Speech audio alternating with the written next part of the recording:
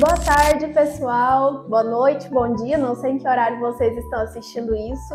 Hoje estou aqui com a nossa convidada, uma convidada mais do que especial. Fiquei muito empolgada. Priscila Rezende. Priscila, é um prazer te receber aqui. Muito obrigada por ter aceitado o convite, tá? Não, muito obrigada. Sou eu quem agradeço. É um prazer estar aqui com você. Saber que você é da área jurídica também e o quanto a gente pode colaborar aí, não só para os advogados sêniores, como também para a nova advocacia aí, né? A advocacia jovem está começando. Eu acho que é muito importante a gente ter essa experiência e compartilhar com todos. Sim, muito obrigada. E olha, Priscila, a sua trajetória é linda e eu queria começar lá do comecinho. Já quero te perguntar como que foi que você escolheu direito para ser sua carreira? Bom, na verdade, eu sou uma apaixonada por comunicação. Sempre foi meu sonho trabalhar nessa área e tudo.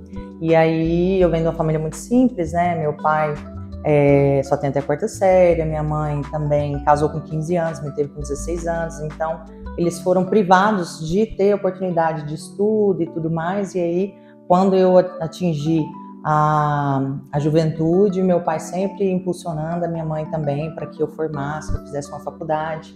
E é muito engraçado porque muitas pessoas que eu conheço, eles fazem o direito por falta de opção, fica na dúvida, porque acaba que o direito acaba sendo um leque de opções, né? E aí, como uma boa pessoa que não tem o brinco pedigree, não tem nenhuma fonte de inspiração na área, a gente acaba fazendo direito para prestar concurso e tudo.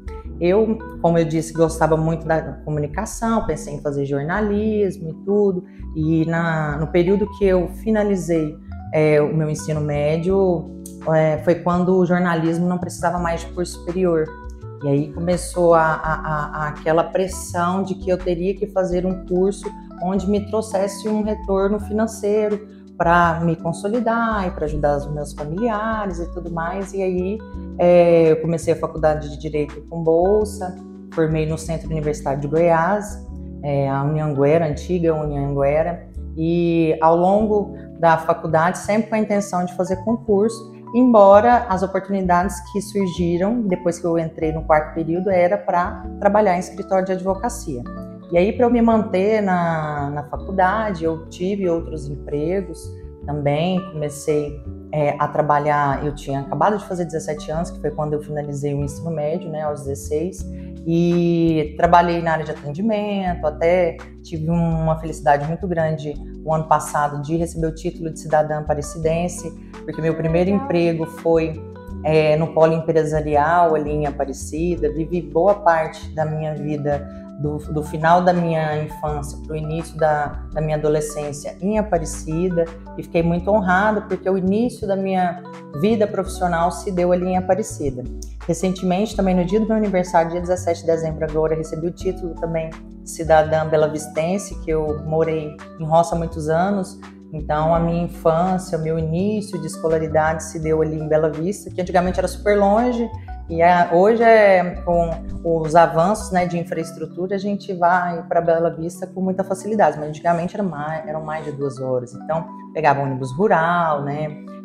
Meu pai era caseiro de um imóvel rural ali, e aí depois que eu fui ficando um pouco maior, o meu pai conseguiu outra oportunidade de emprego em Goiânia, e nós acabamos mudando para Aparecida, onde eu morei no Garavela ali por muito tempo. Hoje virou uma potência, Aparecida como um todo, mas principalmente o setor Garavela ali. Eu brinco que lá é o centro de Aparecida, por tamanho avanço que o setor Garavela trouxe, né, para a região ali, para Aparecida de Goiânia e tudo mais.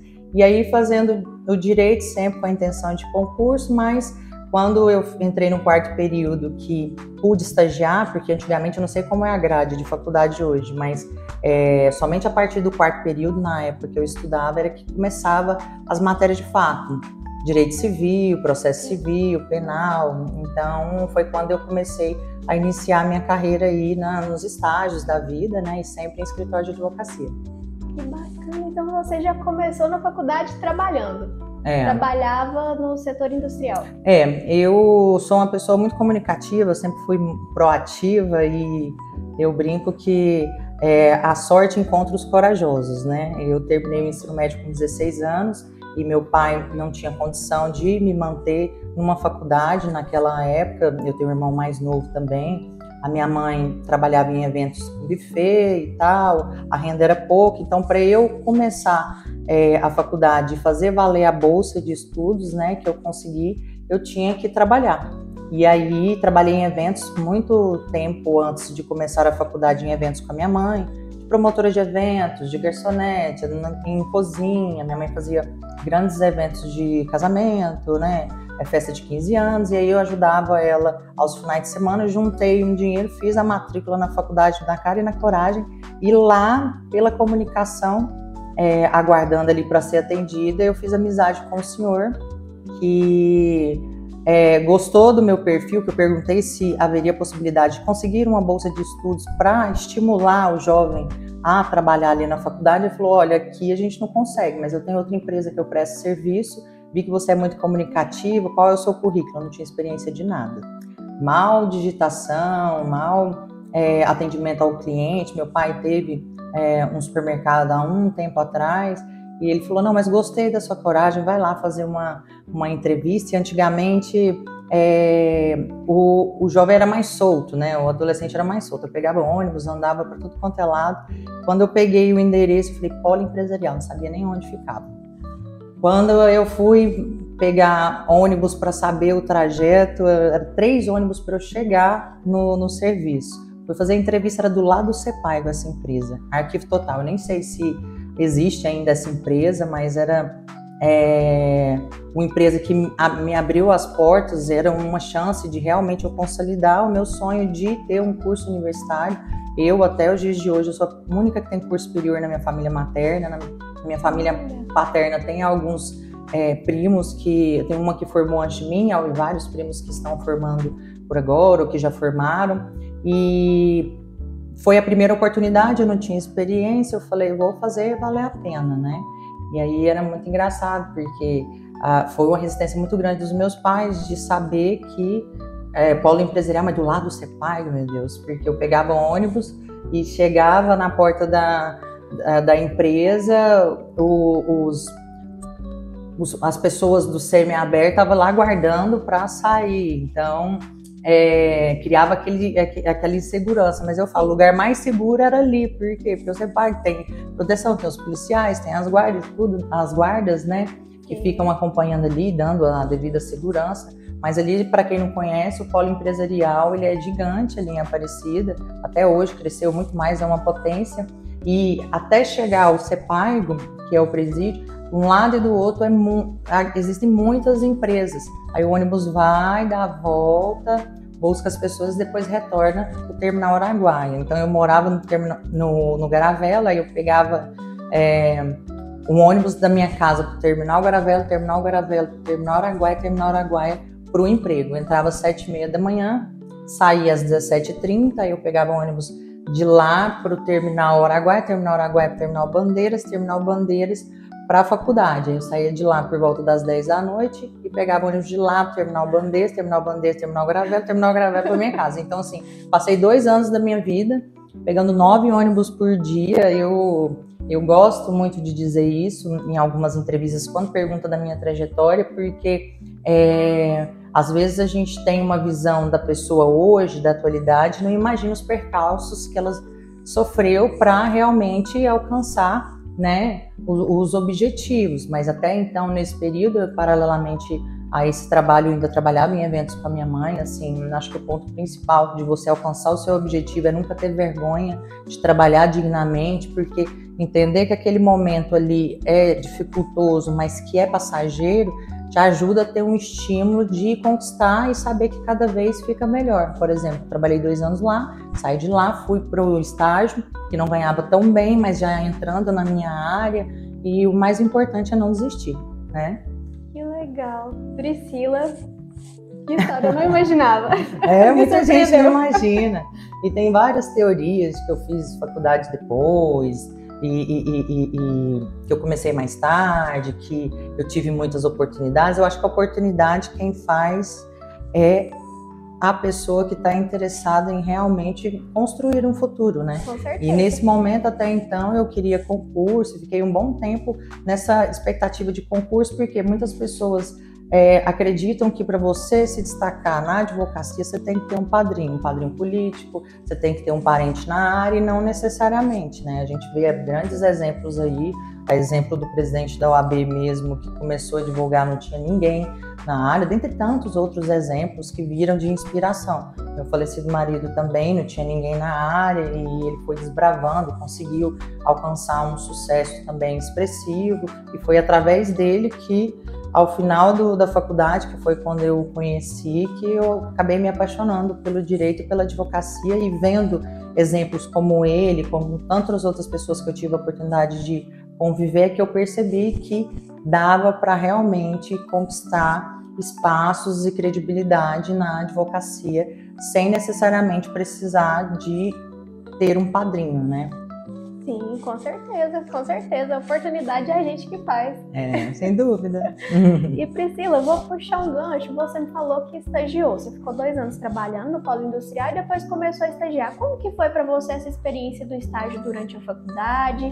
Onde você estagiou durante a faculdade?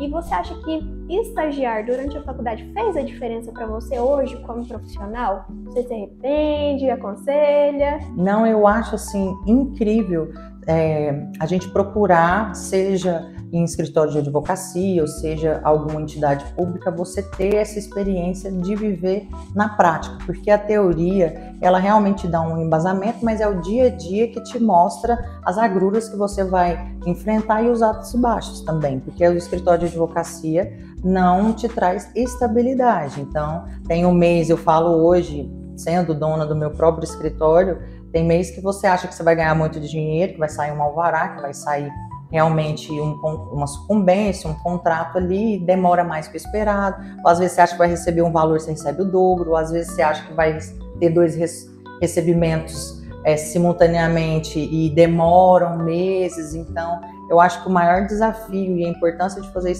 estágio em um escritório de advocacia é para você ver a realidade ali mesmo. Eu trabalhei em 2 escritórios, um inclusive nem existe mais, que era uma franquia de um escritório maior que veio para Goiânia. Foram 2 experiências, uma na área civil e a outra na área que fazia um pouco de correspondência. Tinha muito essa questão de cobrança e execução judicial e extrajudicial, então era uma demanda mais alta, de pouca complexidade, mas muito volume. Então você acaba tendo um dinamismo maior, que foi diferente do que conviver com o Djalma na época que a gente começou a se relacionar. Muita gente acha que eu trabalhava no escritório dele, foi assim que a gente relacionou, e não é verdade. Eu tinha uma conhecida que trabalhava lá e a gente se conheceu num evento de confraternização de final de ano, e depois de um tempo a gente começou a se relacionar, mas ele era uma referência na advocacia, né,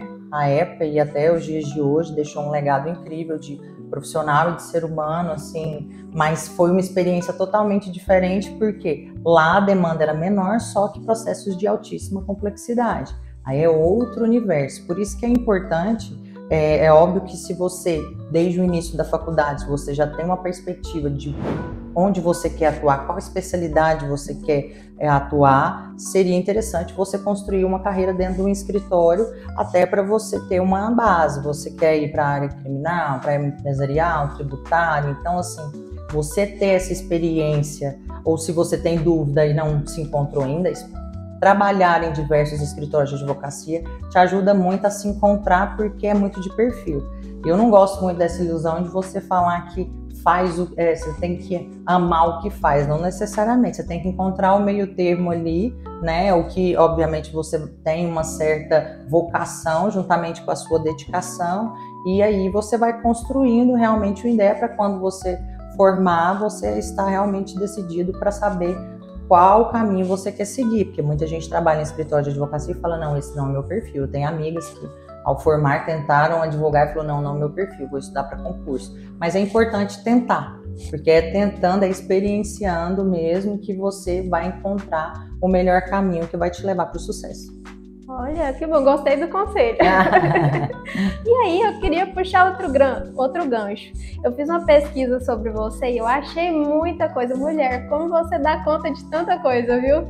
Eu vi aqui que você já foi conselheira seccional e ouvidora da mulher na Ordem dos Advogados do Brasil de Goiás, da UAB, presidente da Câmara das Mulheres da CIEG e conselheira, secretária adjunta da Associação Brasileira de Mulheres de Carreira Jurídica, que é a ABMCJGO, e membro da Comissão Nacional da Mulher Advogada e ainda é CEO do seu próprio escritório. Eu queria saber como que dá conta de tanta coisa, como que é conciliar esse tanto de coisa. Não, para ser sincera, eu brinco muito entre amigos que a gente não sabe a força que tem até que a sua única opção é ser forte, né? Dentre isso, eu tive grandes perdas familiares, inclusive do meu próprio marido, onde eu tive que dar continuidade no escritório ali. Fiquei quase um ano demandando o escritório sozinha e tudo. E depois eu fiz uma sociedade por um ano que me trouxe grandes experiências e decidi esse ano seguir carreira solo e construir outra estrutura de atuação, de trabalho, que é aquela coisa, você vai se identificando mais, você vai caminhando e vendo o que é melhor, o que mais comporta para a sua realidade e para o seu futuro, perspectiva de futuro, né? Eu fui conselheira seccional da OAB, fui ouvidora da mulher, onde eu aprendi muito, conheci muitas pessoas. Eu acho importante realmente você ter uma ligação com a entidade, porque às vezes os advogados eles se sentem tão distantes daquela realidade ali, mas nós temos várias referências de grandes advogados e advogadas que, ao entrar ali e entender o sistema, você faz network, você faz cursos, tem a Escola Superior de Advocacia, né, que disponibiliza vários cursos, não só para especializações, mas também para gestão de escritório. Você vai tendo aquele dinamismo e fazendo parcerias, fazendo sociedades, você vai conhecendo as pessoas, fazendo contatos. A OAB não se resume somente em Goiânia, então ela tem várias subseções, né? Tem vários clientes e potenciais em potencial em várias cidades, e aí isso te dá um leque de relacionamentos que te ajudam muito e agregam realmente no seu trabalho. E aí, a partir desse ano de 2025, como eu estou nesse processo, fiz a ruptura de sociedade, estou no processo de reestruturação profissional, eu quero fazer um mestrado, tenho pós-graduação, tenho algumas especializações, mas não dá para servir a muitos senhores, porque querendo ou não, uma dedicação dentro da entidade, a pessoa que realmente se dedica a tudo que se propõe a fazer, demanda muito tempo. E aí eu optei, a partir de 2025 agora, de melhorar o meu currículo profissional. Eu tenho 33 anos, fiz agora em dezembro, tenho várias experiências, mas o currículo é importante para você ter outros horizontes, né? Para você melhorar realmente o seu currículo e oferecer melhores serviços para os seus clientes. E aí, embora eu tenha saído da entidade, que, como eu disse, cresci muito lá, aprendi, conheci muita gente e tudo mais, eu permaneço como presidente da Câmara das Mulheres, ali na CIEG, que é a Associação de Comércio, Indústria e Serviços, que é um ramo que eu acabei me apaixonando. Atuo hoje na parte agrária. As pessoas acham que a agrária é tudo que envolve terra, mas não necessariamente. Às vezes aparece muito, surgem muitas demandas de regularização fundiária, mas às vezes um imbróglio que você tem ali de terra envolve uma sucessão, envolve uma área de família, né? Alguma dissolução de união estável, algum divórcio. Então hoje o escritório está sendo reestruturado para que o cliente veja o escritório para chamar de seu, onde ali vai ser a resolução dos seus problemas. E aí venho demandando para esse lado empresarial, que eu estou com um parceiro agora que atua muito assiduamente na área de assessoria trabalhista, então eu quero ir muito para esse ramo também, que é promissor, e pela oportunidade que eu tenho, e fico muito honrada de ser presidente da Câmara das Mulheres lá, porque, como você viu no meu currículo, as pautas femininas acabam sendo pautas que me sensibilizam bastante. Eu acho que por tudo que eu enfrentei ao longo de todos esses anos, sendo casada com uma pessoa com uma grande diferença de idade, tendo uma área de atuação de agrário, que realmente é uma área muito complexa, muito fechada, que demanda outras expertise também, de entender estatuto da terra, de várias nuances que tem ali, e sendo uma área mais machista, infelizmente, quando você fala, nossa, direito agrário à mulher, muitos produtores rurais, muitos pecuaristas custam a credibilizar a nossa atuação pelo simples fato de nós sermos mulheres, por sermos jovens. Então eu venho quebrando esses paradigmas e trabalhando à frente da defesa dos interesses das mulheres, estimulam outras a acreditarem que é possível sim você conquistar espaços, tanto na área agrária quanto na área empresarial, que eu venho realmente me dedicando. A Associação Brasileira de Mulheres de Carreira Jurídica, eu sou secretária adjunta, é uma associação super antiga, consolidada, que tem no Brasil e fora, e traz também um fortalecimento das mulheres, que não se resume só à advocacia. Então a associação ela abarca todas as mulheres de carreira jurídica. Então lá nós temos desembargadora, promotora, delegada, policial, tem várias pessoas, várias mulheres que atuam ativamente nos interesses das mulheres na defesa que a gente sabe que nós sofremos aí corriqueiramente, infelizmente, até os dias de hoje, né? Infelizmente. E, além disso tudo, eu vi que você também vai começar uma nova carreira. Aí é minha paixão. Apresentadora. É verdade. Apresentadora do programa Cardápio de Primeira. Sim. E eu ia te perguntar um pouco mais sobre de onde surgiu essa ideia. E aí você me falou que seu interesse sempre foi comunicação, já tinha pensado em fazer faculdade de jornalismo. E me conta um pouco mais o que a gente pode esperar da Priscila nesse programa. Conta um pouco mais pra gente. Que bom. Não, eu tô com muito entusiasmo, assim, o ano de 2025 eu entrei com o pé direito, com muitos projetos, graças a Deus eu tenho conseguido grandes espaços aí, fora de certas bolhas. Eu falo que a gente tende a viver várias bolhas, então você vive o universo da UAB, você vive aquela bolha ali e às vezes você não vê as outras oportunidades que surgem ao longo do caminho e que dá pra gente ser mais de uma coisa, né? A gente vê também, percebe que a área da comunicação vem expandindo muito. Eu gosto muito de dizer para os meus clientes que aparecem lá para resolver uma demanda e às vezes tem seguro de sair para outra vertente e expandir, crescer mais. A área da tecnologia, que de certa forma a comunicação está envolvida, e a área da sustentabilidade, são realmente futuros promissores para atuarmos, para defendermos e para investirmos. E como comunicação é algo que eu sempre fui apaixonada, eu sempre tive esse time de voz mais firme, eu era bem magrinha. Na época da minha juventude, todo mundo falava, nossa, você é cantora ou você é jornalista? Porque às vezes pela voz mais firme, né, pressupõe que eu trabalhe nesse ramo.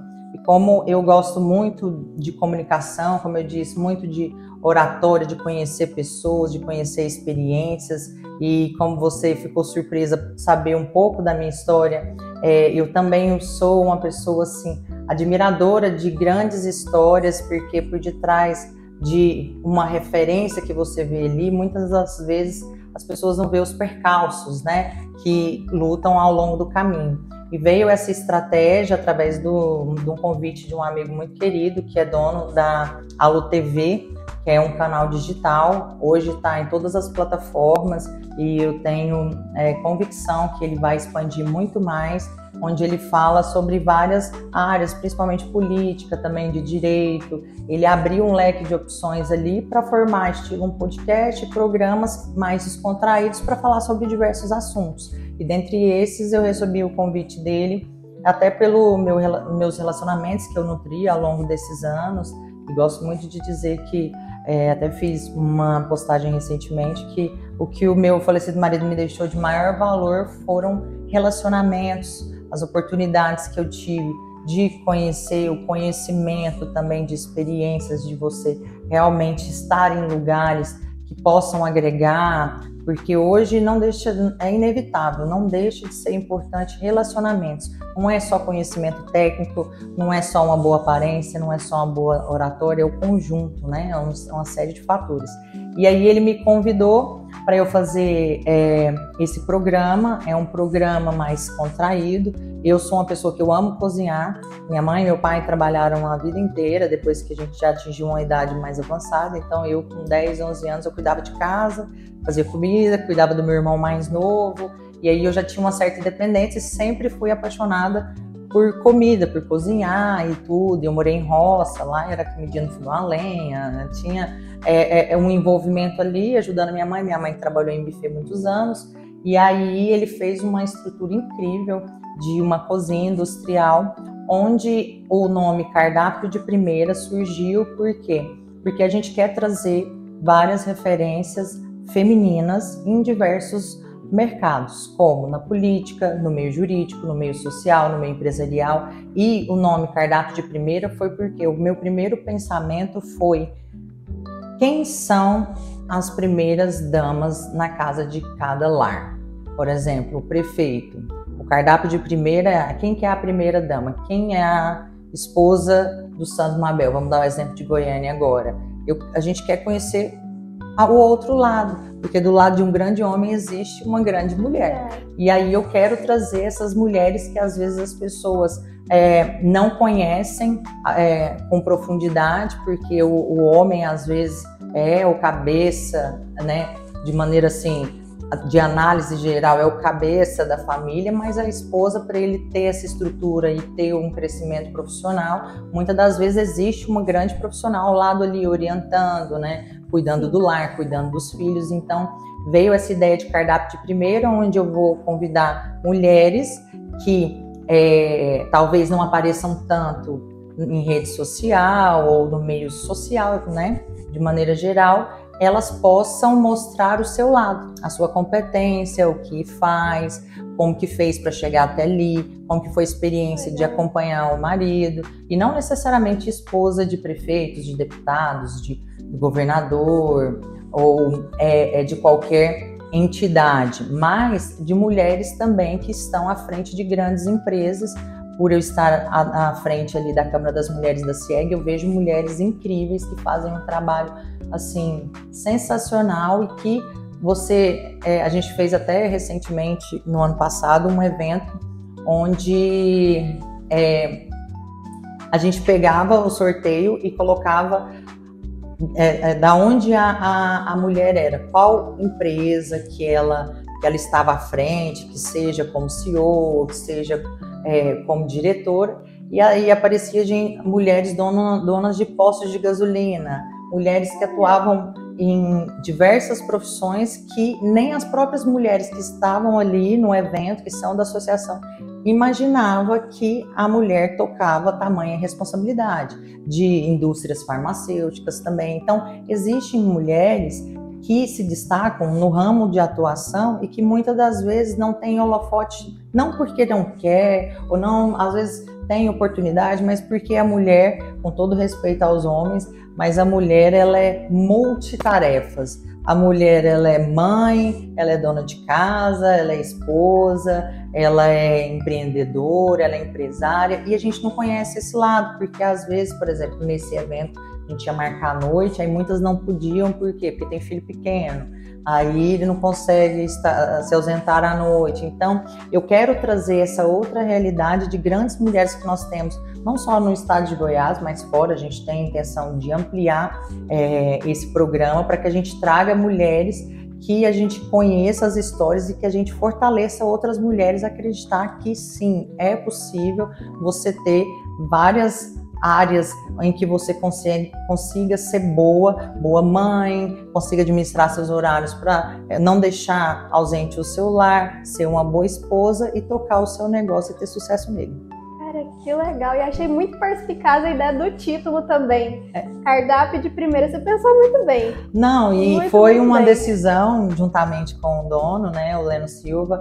Ele veio com essa ideia e a gente colocou cardápio de primeira porque a cada convidada ela vai escolher um cardápio que ela ache de primeira. Então, não só prestigiando as primeiras damas, como também, não, olha, o meu cardápio de primeira, a minha preferência é uma carne. é um churrasco, é um frango caipira, é uma torta, é um doce. A gente vai preparar e ao longo da preparação ali, né, no programa, a gente vai tendo uma conversa descontraída como nós estamos tendo agora. Que bacana, Priscila. Eu vou assistir, viu? Quando sair, eu vou assistir. Pode esperar, primeira espectadora. E eu te dei esse spoiler que ninguém sabe ainda. Olha eu aí. Só comecei. Realmente a gente está organizando e vai ser um prazer contar aí com a sua audiência. E dentre esse programa tem vários outros programas também que ele está organizando para esse ano. Então 2025 promete. 2025 promete. Priscila, e só para encerrar, eu queria te pedir uma dica, um conselho, alguma coisa que você gostaria de falar para os jovens advogados que estão começando hoje. Algum conselho que você aprendeu ao longo da sua trajetória, alguma coisa que alguém te ensinou? Fica a seu critério. Tá bom. Eu acredito que um dos meus maiores diferenciais, assim, um dos meus maiores diferenciais foi você ter uma boa oratória. Muitas pessoas hoje sabem muito, têm um currículo vasto, têm muita experiência, mas não trabalham a oratória. E a oratória é você ter propriedade no assunto que você vai tratar em qualquer lugar. Eu gosto muito de dizer que competência é treinamento. Então, você, com o tempo, antes de você ser excelente, você tem que ter sido bom. Antes de você ser bom, você tem que ter sido ruim. Antes de você ser ruim, você tem que ter começado. Então, muitas pessoas falam, eu não tenho vocação para isso ou para aquilo. Mas não percebe que, se eu pegar a minha primeira entrevista lá atrás, uma jovem advogada que estava iniciando, a minha oratória não era, eu tenho muito a que melhorar ainda, mas não era o que é hoje de você conseguir ter uma desenvoltura, uma tranquilidade para dialogar, seja com alguém ou seja diante das câmeras. E assim, além da oratória, uma coisa que me valeu muito e que eu vejo que perde muito também, tanto na área jurídica, que tem muitas vaidades, na área empresarial, que a gente vê onde as pessoas hoje elas têm certeza de tudo e cria realmente essa vaidade, é ter humildade. Nunca fechar portas, nunca empurrar portas, o mundo é uma roda gigante, sabe? Eu, com essa perda abrupta, assim, com tudo que eu enfrentei ao longo de todos esses anos, fazer muito jovem e hoje reconstruindo a minha vida, a minha profissão e tudo, muitas pessoas que eu nem imaginava que poderiam colaborar foram pessoas que eu ajudei despretensiosamente lá atrás. Por quê? Porque eu não fechei portas e nem empurrei portas junto com a humildade, porque você não sabe o dia de amanhã. Então, manter a humildade, eu gosto muito de dizer que a gente tem que ter ganância, a gente tem que ter, não seria ganância, a gente tem que ter um impulso para você correr atrás dos seus objetivos, né? Mas você tem que ter humildade para você permanecer no topo. Então, eu acredito que são duas dicas aí imprescindíveis para que a gente consiga lograr êxito, seja em qualquer área da nossa vida, né? Nesse meio social, no meio profissional, eu acho que faz toda a diferença. Fez diferença para mim e eu vejo isso dando muito certo com outras pessoas também. E se fosse para dar uma dica, seria essa mesmo. Muito obrigada, Priscila. Te agradeço muito por ter vindo, por ter aceitado. Não, fico muito feliz e muito admirada pelo seu trabalho. Acompanho aí, você falou que tem um ano de advocacia. Eu me vejo muito nesse seu entusiasmo. Eu acho que é muito importante a gente ter esse gás e manter a constância, porque só não vence quem desiste. Isso aí. Obrigada, Priscila. Obrigada a todos. Um abraço, gente. Até mais.